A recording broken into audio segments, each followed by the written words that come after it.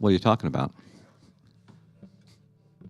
Welcome, everyone, to Common Thread, fourth week of Advent. We're going to start singing together, O Little Town of Bethlehem.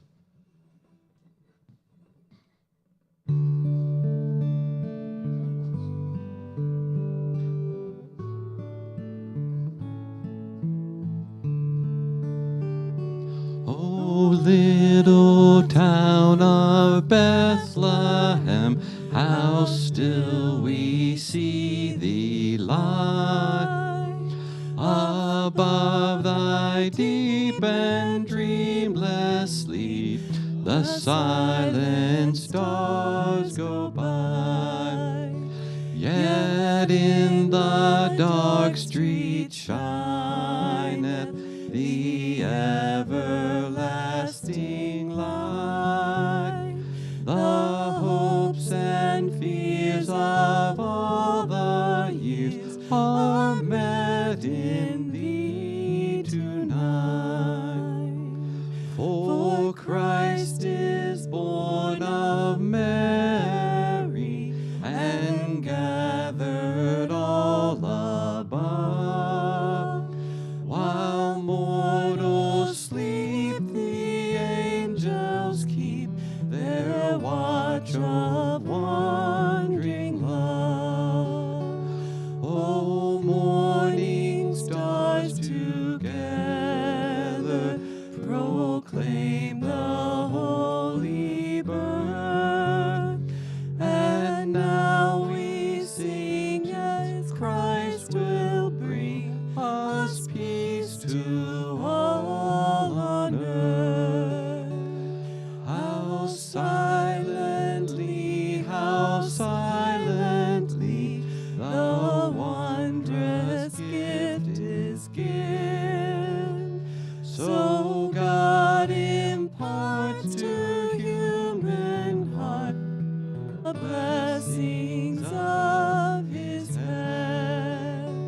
We hear the Christmas angels, the great glad tidings tell. Oh, come to us, abide with us, our dear Emmanuel, our dear Emmanuel.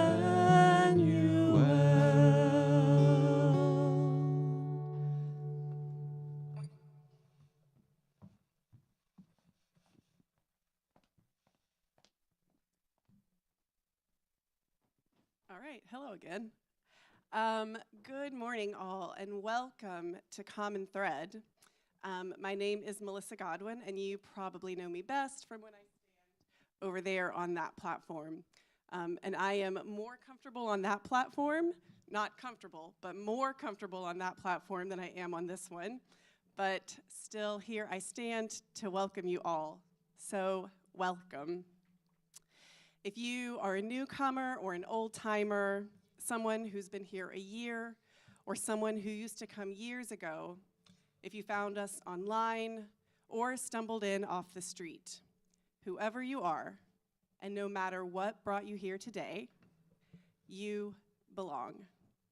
And I'm going to say those two words one more time because they're really powerful and really important, and I hope you hear them. You belong.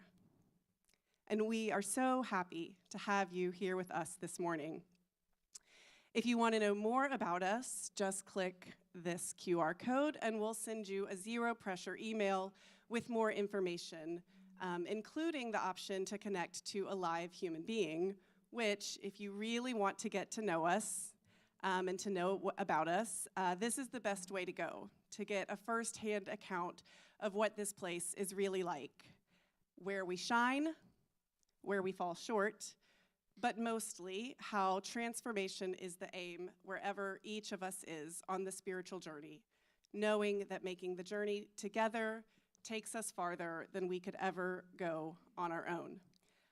And I am an Enneagram Type 4 whose spiritual gift is withdrawing, and I am standing up here to begrudgingly assert to you that that actually is indeed true.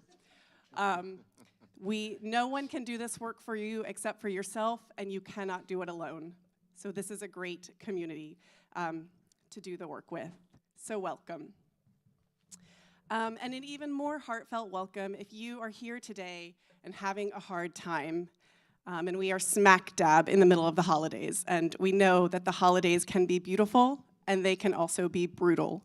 And in our culture, it's our inclination to isolate when the going gets tough. But we know that standing with each other on our rough days is an act of solidarity. It's an act of love, and it's a part of what makes our personal and collective transformation possible. So each Sunday, down the hall, we have a listener who is trained to hold space for us when we are having a challenging time.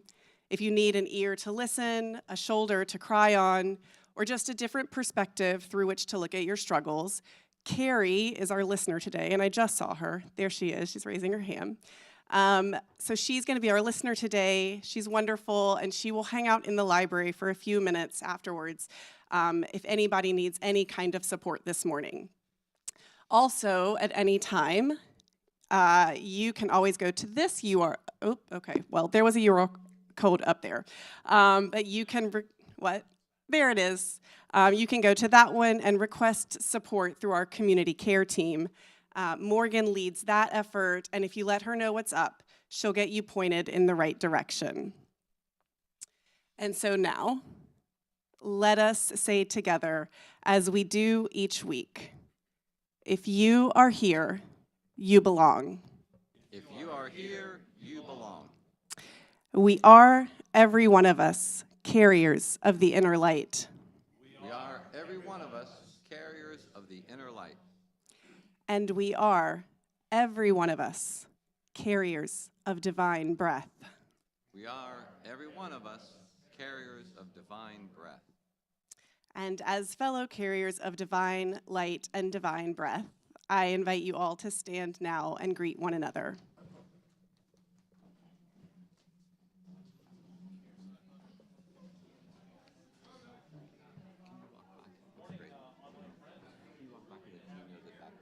Or catching up later. If this is your first time tuning in, welcome. If you're a regular, also welcome. We're always glad you're here. Now, you might know here at Common Thread, we're reimagining healthy spiritual community, working out how to make spirituality meaningful in our lives. Well, we hope that's why you're joining us, and we hope that you want that too. If so, watching online is a great way to start. The real magic happens when we connect with real people. We are wired to thrive in relationships. So, ever since the pandemic, we've been creating online spaces where we can make that happen in an online way. So you'll hear after the new year an invitation to groups of all kinds. Today, after we dismiss the live stream, a Zoom group will open where folks will talk about the lesson. That happens every week. Then throughout the year, you'll hear also invitations to occasional book clubs and life story groups, Enneagram groups. I hope this coming year you'll get to know some folks in our online community who are doing together online the things that we do in person. So walking the spiritual life together, encouraging and being encouraged together, becoming part of something that is bigger than ourselves. So when the live stream wraps up, there are links in the YouTube notes. If you're live Sunday morning here, you can click the Join What Are You Thinking Zoom link. If you're time shifting, watching it later, there's a Find Out More link. Well, anyway, thanks for being here. We are always glad you are. And let's go back to the service.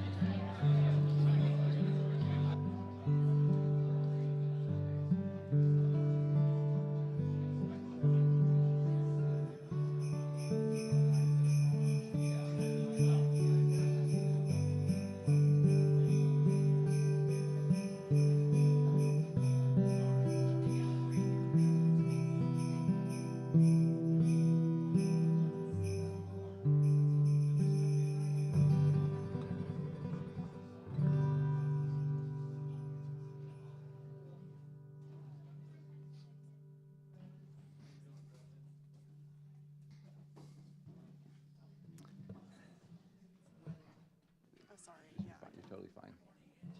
All right. All right, let's sing together Silent Night.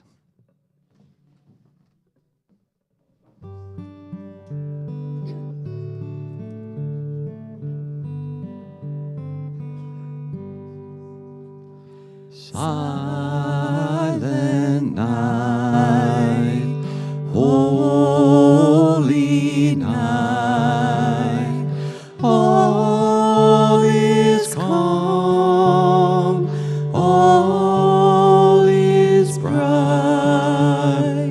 round yon virgin mother and child. Holy infant, so tender and mild, sleep in heavenly peace. Sleep in heavenly peace. Silent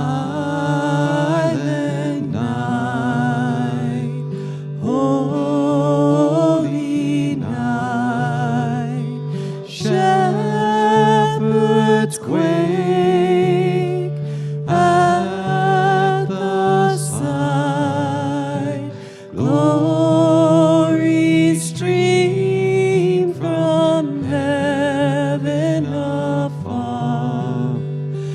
Heavenly hosts sing hallelujah. Christ the Savior is born. Christ the Savior is born. Silent night, holy night, Son of God, love's pure light, radiant beams from thy holy face. With the dawn of redeeming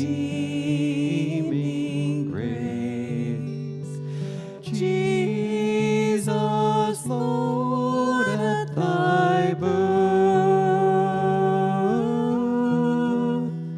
Jesus, Lord, at thy birth.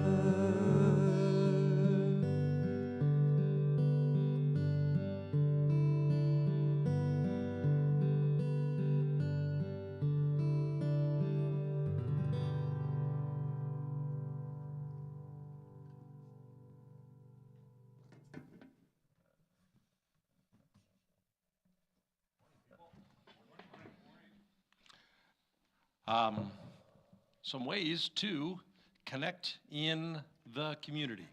Today, what are you thinking on Zoom? You all heard me just a moment ago during the greeting time, telling you where you can find out the links for that. Christmas Eve soup and bread's coming up. What is it, Tuesday night? Is that the 24th? Yep, Tuesday night. January 5th, meditation support group. January 5th also, Brew Crew, Linwood Brewing. January 10th, Bunko Night. January 11th, artsy group down in the chapel. And January 12th, the elementary move-up ceremony, as well as, well, you're going to something else going on that day as well. Yeah, that's the thing going on the 12th as well. We're going to be installing Sue. I was saying while we were standing out there greeting, it sounds like she's a washing machine. So, so anyway, we'll be doing that. It's going to be one of those times that's kind of a memorable moment in our community life. So I hope you will plan to be here on January 12th. There's a hike at Umstead coming up on the 11th, the day before that. It's an easy hike. Dogs and children, I am told, are welcome. And let's see. Yeah, 3 places. I just run through that stuff, you notice? You can't possibly get all the details there, but you don't need to get all the details. You just need to know that that's what's happening. And then when you decide, hey, I'd like to participate in that, 3 places you go. You can open up the email that comes to your inbox very consistently every week on Thursday, except not this week. because Jen's taking a week off. But normally it's there every Thursday. You can also go to the website. You can also go to the front page of the app.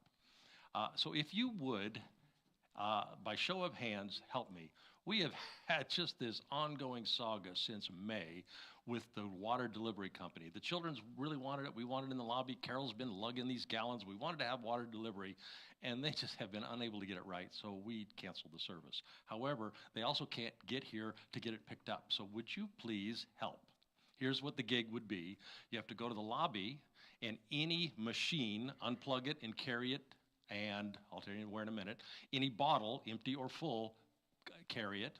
If you go to the fellowship hall, same thing, machine, unplug it and carry it, bottle, unplug it and carry it, and then go down to the children's area, plug it. So if we had 4 people or 5 people, that would be great. And they're all going to the door right outside the children's area, the one at the keypad.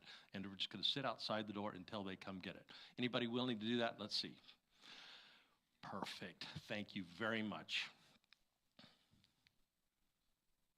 All right. So part of what I'm doing going forward is talking to other communities who would like to do something similar to what we are doing. And one of the ways that I'm doing that is starting a YouTube channel. That's just one of the outreach ways to do it. Using it to gather the folks who are going to reimagine and rebuild what healthy spiritual community looks like in their local context. Well, anyway, I'm working on those. One of the YouTubes I'm going to be putting out in January, I'm talking about that thing that we say every week. We are, every one of us, carriers of the inner light. Because that phrase represents an internal heart set that once we have internalized it, does a lot to how we go about rebuilding our spiritual communities. Because when we do, and when a community does internalize this narrative deep inside of us, that the deepest part of who we are, we carry the most precious reality there is. That changes a set of instincts that we bring to life, and it particularly changes a set of instincts we bring to creating common thread or creating spiritual communities. One way especially that happens. Once we have internalized that narrative, we intuitively create a non-judgmental community. Because if I do, and if you do, carry the inner light, when you behave badly, just like I behave badly, what we realize about one another is we are not defined by that bad behavior. That's what Augustine would have told us, that we are that. See, we were waiting for it to come out because that's what's in there.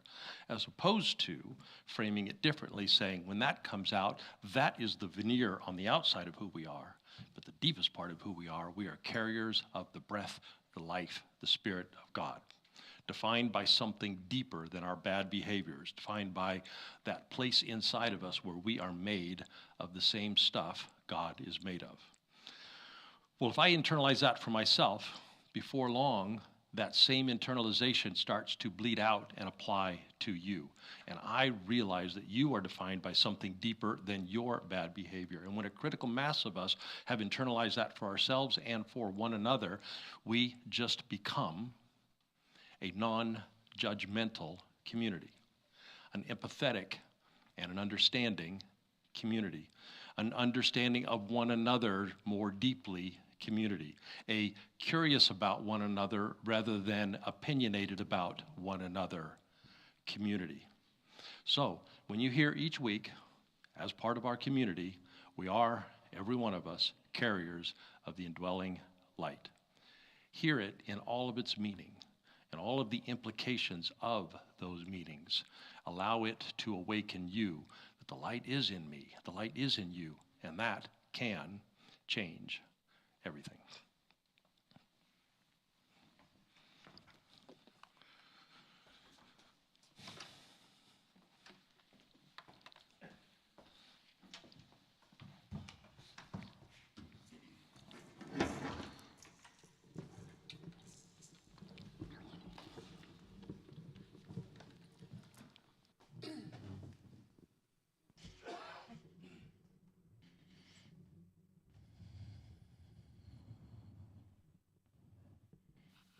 For our contemplative practice this morning, I would like to invite you all to take a deep breath,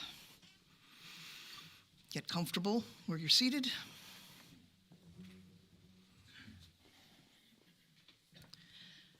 Take a few deep breaths. Deep inhale, long exhale.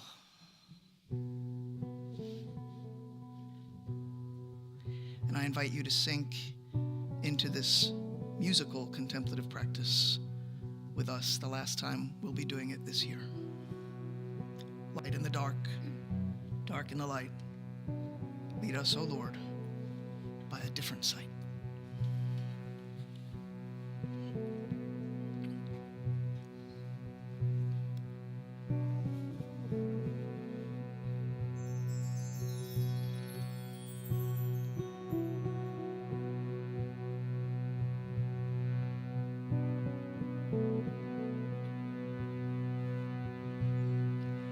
Light in the dark, light in the dark, dark in the light, dark in the light. Lead us, O Lord, lead us, O Lord, by a different side, by a different side.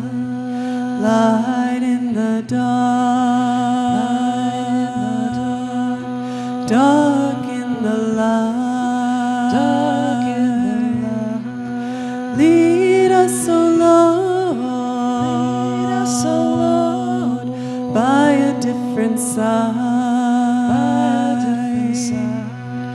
Light in the dark, light in the dark, dark in the light, dark in the light. Lead us, O Lord, lead us, O Lord, by a different side, by a different side. Light in the dark, light in the dark, dark in the light, dark in the light. Lead us, O Lord, lead us, O Lord, by a different side, by a different side. Light in the dark, light in the dark, dark in the light, dark in the light. Lead us, O Lord, lead us, O Lord, by a different side, by a different side.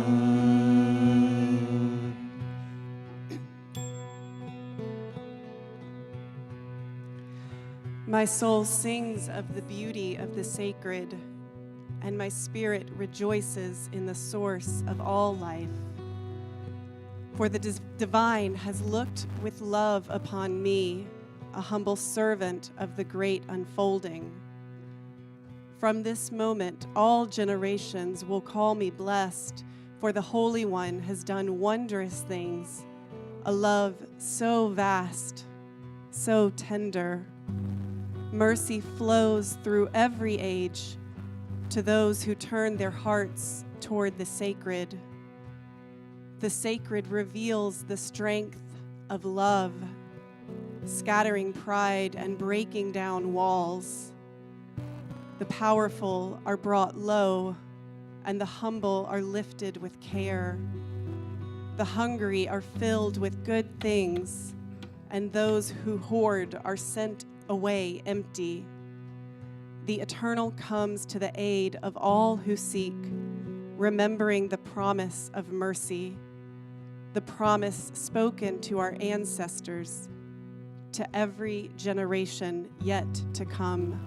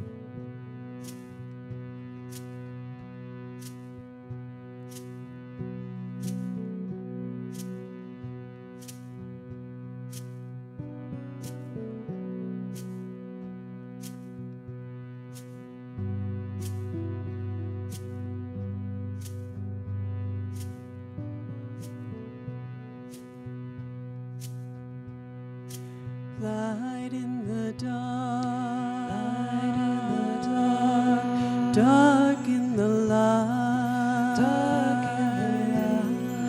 lead us, O Lord, by a different side, light in the dark, dark in the light, lead us, O Lord, by a different side, light in the dark, Light in the dark, dark in the light, dark in the light. lead us, O Lord, Lead us, O Lord, by a different side, light in the dark, light in the dark, dark in the light, dark in the light. lead us, O Lord, Lead us, O Lord, by a different side, by a different side.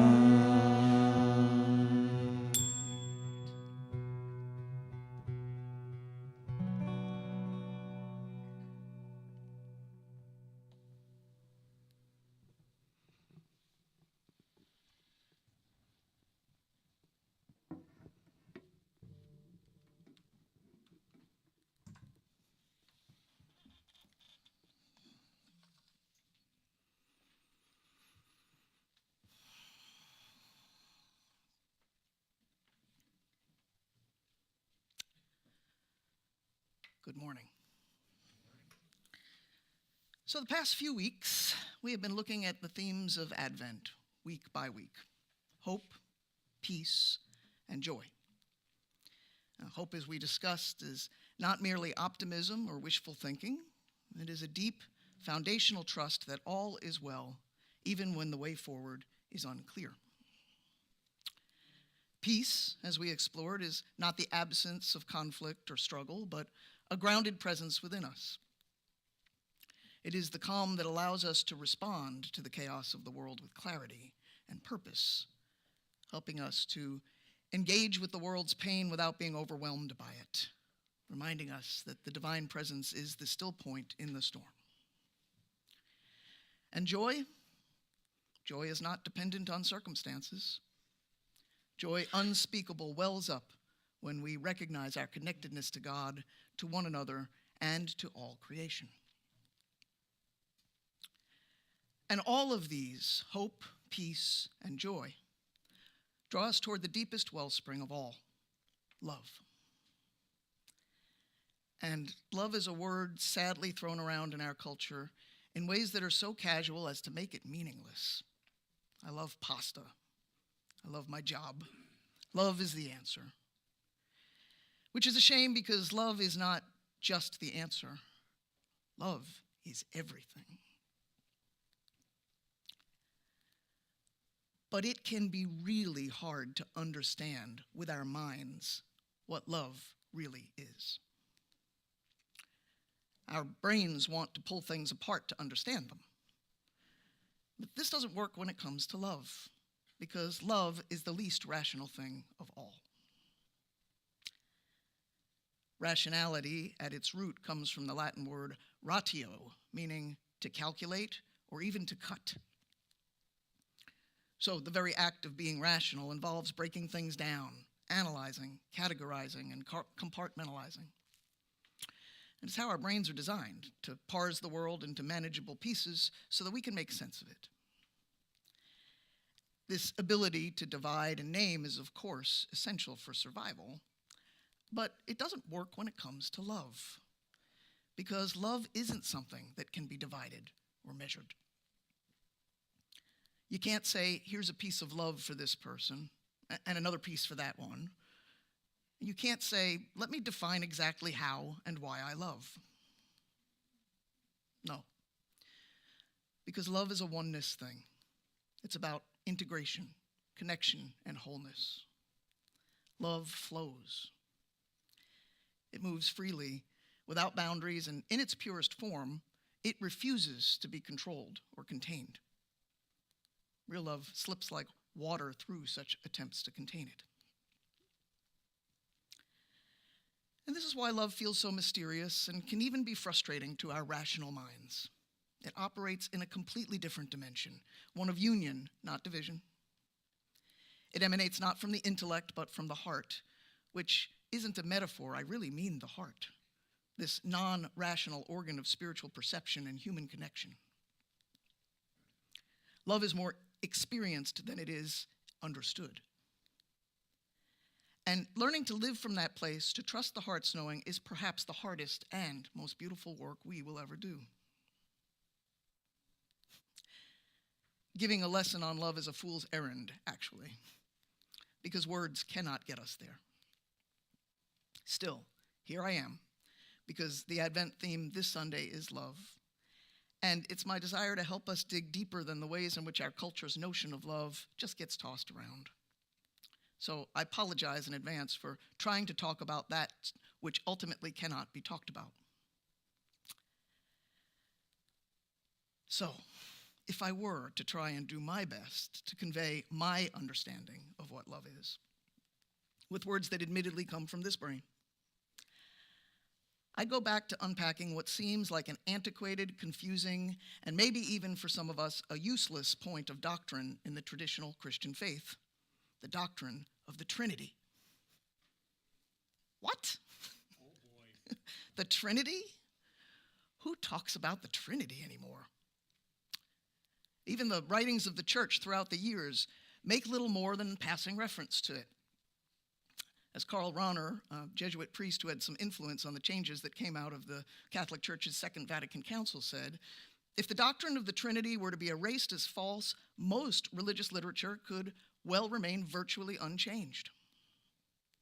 And it's true, most literature could, because the way the Trinity has been presented to us in our Christian faith has all but been reduced to a doctrinal proof for Jesus as the Son of God. I referred to this in a lesson I did last year called Two Dudes and a Bird. Because we've been taught to see the Father as an old man, and the Son as Jesus, and the Holy Spirit as, well, a bird, but also one of three distinct persons within one God, a concept that has made people in other faith traditions kind of scratch their heads. There's one of those bar jokes, a Christian, a Muslim, and a Hindu walk into a bar. And the Christian explains this concept of three persons and one God, and the Muslim gets all riled up. There can't be three of them. This totally messes with my concept of monotheism or just one God. And the Hindu is quietly sitting off to the side and just asks, but why only three? Which is a good way of demonstrating how hard it is for any faith tradition to pin down what can't be pinned down, how impossible it is to contain the uncontainable. And while this traditional model of the Trinity was an important step in the early church's attempt to articulate the mystery of God, this process gets things precisely backwards. Because when we try to map what we proclaim as truth onto a severely limited model doing its best to convey an ultimate reality, we will completely miss the deeper truth. I have personally been quite taken with Episcopal priest and modern wisdom teacher Cynthia Bourgeault's challenge to us to see how this traditional model, presented in this traditional way, limits our understanding. Because when we take the theological notion of the Trinity and try to use it as the basis for metaphysical claims, meaning claims about the deeper unseen frameworks of reality, she says we lose sight of the deeper and truer meaning to which that notion is attempting to point us. That the concept of the Trinity is not so much a description of God's identity as it is a symbol pointing us to the infinite flowing reality of love itself. In fact, in her book, The Holy Trinity and the Law of Three, Discovering the Radical Truth at the Heart of Christianity, Bourgeault invites us to see the Trinity as a framework for understanding how love works and flows in all things, not just as a religious concept, but as a model of ultimate reality, as a model of all that is.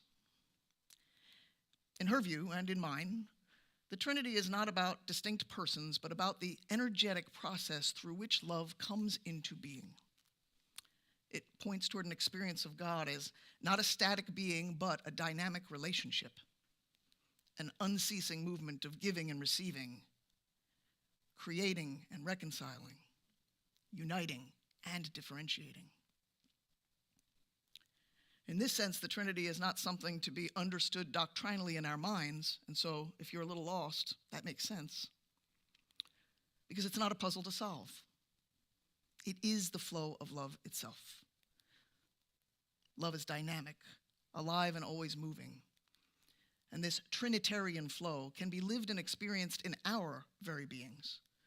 It can show us that love is not a sentimental idea or an aspirational afterthought. Love is itself the very structure of reality. And so this Trinitarian concept of love can be lived and experienced in our very beings because it's woven into the very fabric of creation. Again, trying to keep things simple because words will never do it justice. But instead of thinking about the Trinity as three persons in one God, Father, Son, and Holy Spirit, we might imagine it as a flow between forces. This flow begins with what we might call an affirming force, an active generating principle or source that sets things in motion. In the context of divine love, we might call this affirming force lover. And when this affirming force is met by a denying force, a responsive principle that resists or challenges the affirmative energy, the tension between them creates the conditions necessary for something new to emerge. And this denying force might be called beloved. And if we stopped there, we'd be stuck. One force trying to move forward, one force resisting it, we'd have a stalemate. And so these conditions give rise to something new through a reconciling force, which isn't simply a resolution of opposites, but a dynamic creative energy that brings the affirming and denying forces together in a way that births an entirely new reality. And we might call this reconciling force love overflowing into new unfoldings and new arisings. Now, this might sound like a very abstract kind of way of looking at the Trinity, but the truth is it's the pattern of life itself. We can see this most clearly in the building blocks of all that is, atoms. Each atom reflects the dynamic flow of divine love in motion. In fact, our notion of divine flow probably comes from this understanding in some deep, deep way. The nucleus, made up of protons and neutrons, represents the affirming force, the generating energy that gives the atom its identity and holds it together. Electrons, with their negative charge, act as the denying force, creating necessary tension by resisting the positive charge of the nucleus. And the reconciling force is not a separate particle, but the invisible energy that holds these opposing forces in relationship, binding the atom together and allowing matter to form. And in this way, atoms mirror the flow of divine love that sustains and unites all things. This Trinitarian structure, the interplay of affirming, denying, and reconciling forces, is woven into the very fabric of creation, shaping everything that exists and holds together. This pattern becomes more accessible to us, perhaps, when we think of a seed. A seed holds life's potential, but requires the tension of soil and resistance in order to transform. Through love's reconciling force, life breaks through, transcending the resistance. We experience this same flow of love in our own lives. In relationships, love grows through tension. Challenges deepen connection. Conflict engaged with intention expands our capacity for love. In creative work or justice efforts, love bridges divides and transforms obstacles into new possibilities. And so love doesn't eliminate tension or resistance. In fact, it needs them. It works through them in order to give rise to something new again and again. In stepping into this flow, we become part of the generative energy that sustains and renews the world. We become part of the divine dance that sustains all things, from the tiniest atom to the vastness of the cosmos. When we begin to experience God as an ever-moving, ever-expanding flow of love in our own lives, we just might begin to see the Trinity not as an outdated theological concept, but instead, perhaps the most profound model the church ever attempted to create to help us begin to try and grasp the nature of God. And when we see that, we might also see how very important our part is in this, each of us. Because a love that moves through you and through me, through all creation, seeking connection, healing, and new life, would be the very nature of divine life. This is the love in which Paul rightly says we live and move and have our being. Which is why, even though we might think of our destiny as leading us back to divine oneness or unity, in order for love to truly be love, there must be separation. There must be differentiation. A you and a me, an I and a thou, as 20th century Jewish philosopher and theologian Martin Buber so beautifully expressed it. In his teaching, Buber invites us to consider how we encounter the world and each other through two fundamental ways of relating: I, it, and I, thou. In I, it relationships, we engage the world with the rational mind I spoke of earlier. We analyze, measure, categorize, relating to people and things as objects, as something separate from us to use, control, or understand. It's not all bad. This mode of being allows us to function in the world. But it's limited. It's transactional. And love, real, flowing divine love, can never thrive in that space. On the other hand, I-thou relationships are something entirely different. In an I-thou encounter, we step into relationship as whole beings. We don't analyze, control, or objectify. Instead, we meet the other, whether a person or a pet, a tree or a leaf, as sacred, alive, and connected to us in the depths of our being. An I-thou moment is an encounter with presence, with something more real than words can describe. For Buber, this is where love is born, in the space between I and thou.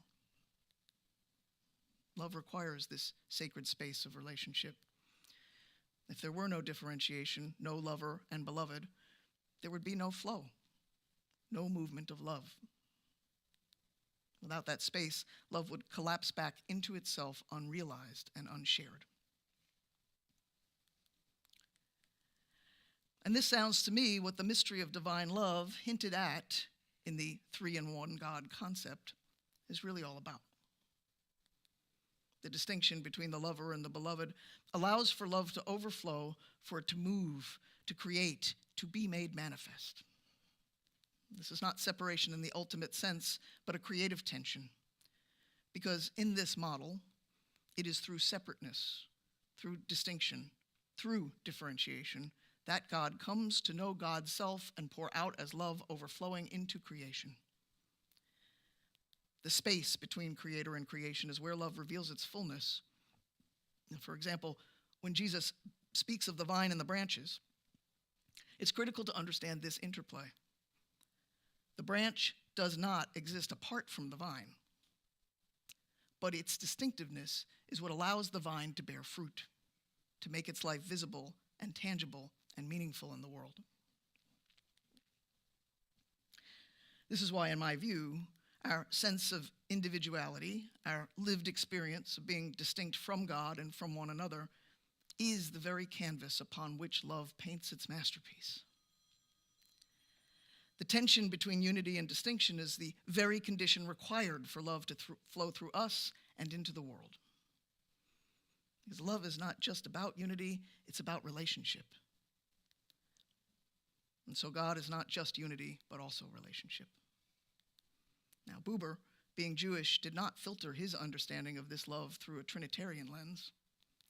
But he certainly got the gist of what Christianity was attempting to get at through the concept of the Trinity a whole lot more than many Christian thinkers have.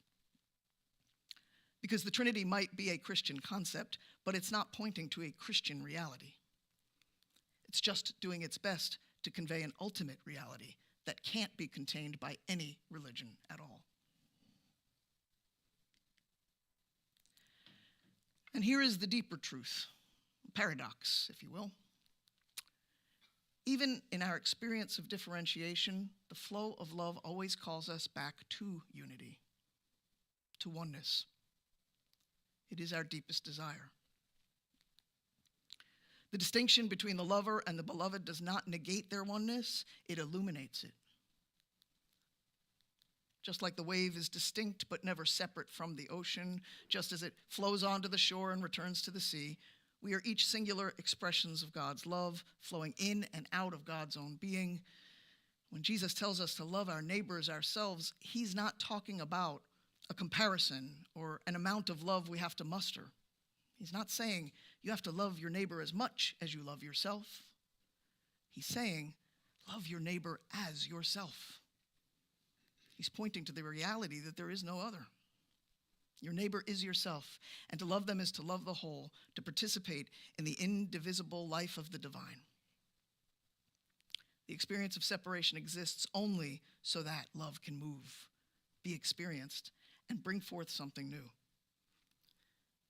In the end, in my way of thinking, all flows back to the source, but that source is continually enriched by your journey and by mine. And that doesn't mean separation isn't painful. It doesn't mean that the nature of differentiation is experiencing the anguish of hard edges in this world that we want to avoid. Love is hard.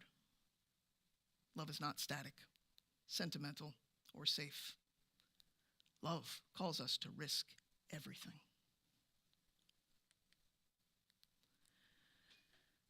Earlier, Melissa read Mary's Magnificat, one of the most radical proclamations of love in all of Scripture.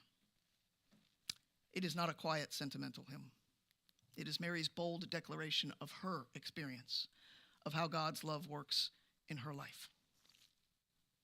God has brought down the powerful from their thrones and lifted up the lowly, she says. God has filled the hungry with good things and sent the rich away empty. And she's not talking about reversing fortunes. She's talking about love as transformation, a dynamic, generative force that moves through the brokenness of the world to create something entirely new. In her courageous acceptance of God's invitation in this story, Mary becomes part of the Trinitarian flow of love, the interplay of affirming, denying, and reconciling forces. God's invitation is the affirming force, the generative, initiating energy that sets something in motion. You will bear a son, the angel says. But that initiating energy alone isn't enough for something new to be born. There must also be a denying force, a challenge, a resistance that creates the tension necessary for transformation. For Mary, this denying force is very real. The risk of rejection, shame, even danger in her time and place. And yet, through her yes, the reconciling force emerges. It is not a resolution of opposites, but the creative energy that brings the affirming and denying together into something entirely new. Divine love becoming flesh in the world in the birth of a particular little human whom we still celebrate today. In saying yes, Mary steps into this sacred flow of love, allowing herself to become the very space where God's love overflows into creation. Mary's yes is not a passive surrender, as we've so often been led to believe. It is an active meeting of God as thou, alive, present, and sacred. She does not collapse into God or reject the tension. She steps into it fully, becoming both beloved and lover, and allowing divine love to flow through her life, out and into the world. And the space between her I and God's thou does not diminish her, it illuminates her and allows something entirely new to be born. So Mary's yes can be our invitation too. An invitation to a radical, life-changing, world-changing love. The kind of love that arises in the frustrations, the heartaches, the conflicts, and the challenges of our lives. Where is the divine inviting us to step into that sacred space, to allow the flow of love to move through the tensions in our own lives? What affirming energy is stirring within you? What resistance or denying force are you facing these days? And what might divine love be reconciling in you to bring forth something beautifully new? This month, we've been talking about something called the meta-crisis. This time in history in which we find ourselves when systems feel like they're crumbling and the weight of the world's challenges can feel unbearable. And we're looking at our participation in how this has all come to be. And in this space, and in all the crises of our lives, love calls us to respond differently. It asks us to see with new eyes, to be led by a different sight.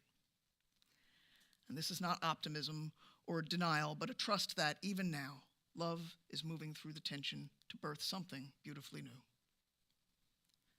Tension and the flow are not obstacles to love. Painful as they might be, they are the very conditions through which love moves. And Mary's yes can remind us that when it feels like the end of the world, love is not an insufficient response. It is the only response. So here we are, at the end of our Advent journey. And while the world spins madly on out there, spurring us on to last-minute shopping and revelry and pushing us to the edge, we are invited to inhabit this time differently, to enter into the space of a holy pause before the dawn, into a sacred stillness before something new is born. This is what the dynamic movement of love can do for us. It calls us to stop, to listen, to stand in awe of what is about to unfold in our lives, in our hearts, and in this very moment. And as we approach Christmas this week, I invite you to consider where in your life right now is this Trinitarian love calling you to say yes. Wherever it is, my prayer is that we may all this season find ourselves like Mary, at the place where divine love takes flesh through our yes to God, to this God in whom we live and move and have our being, our yes to our God who is lover, beloved, and love overflowing.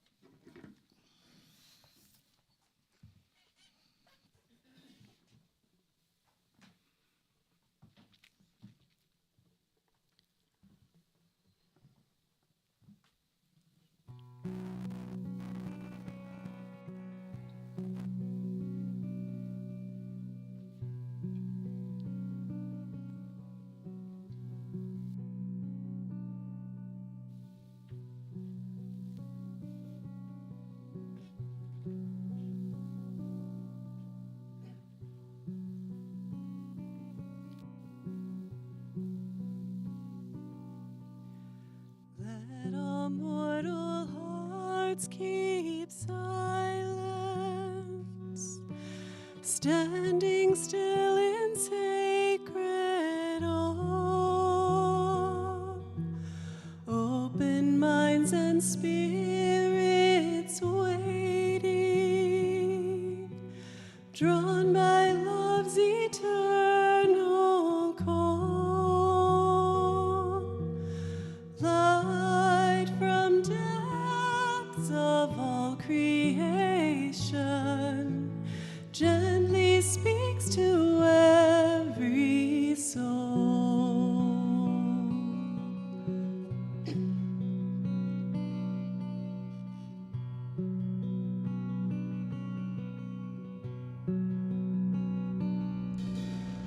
Born of earth yet filled with wonder,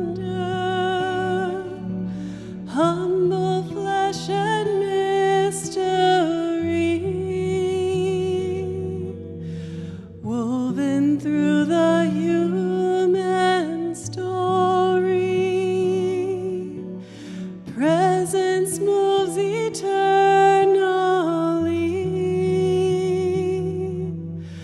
Love now calls us into wholeness, sharing life abundantly.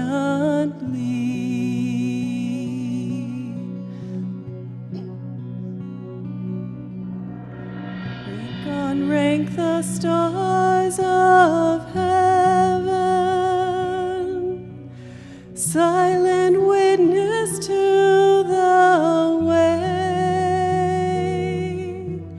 as the light within all being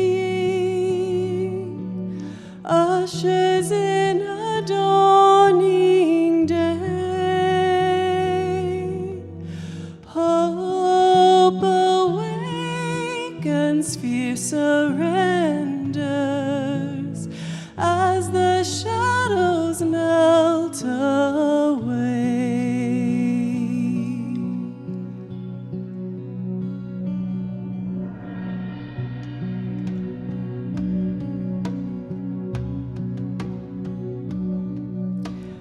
At this call, all life rejoices. Hidden realms and earthly spheres, every breath becomes a blessing, offering praise that stills our fears. Alleluia, alleluia, alleluia. Draw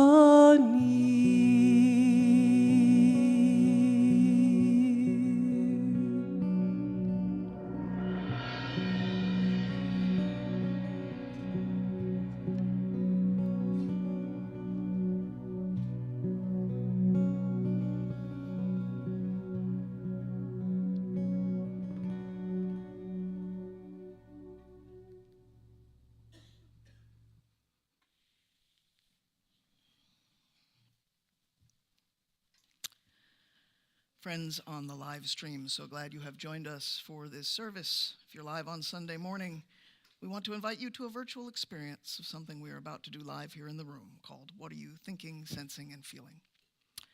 Our remote community members gather on Zoom after our services to talk about the lesson and anything else on their minds and hearts. And they would love to have you join them. So just scroll down to the link in the comments that says, What are you thinking? Enter this password, 1417, and join the conversation. And if you are new to us and watching either live on Sunday or sometime later this week, there's another link in the comments where you can request an email with more information about our community.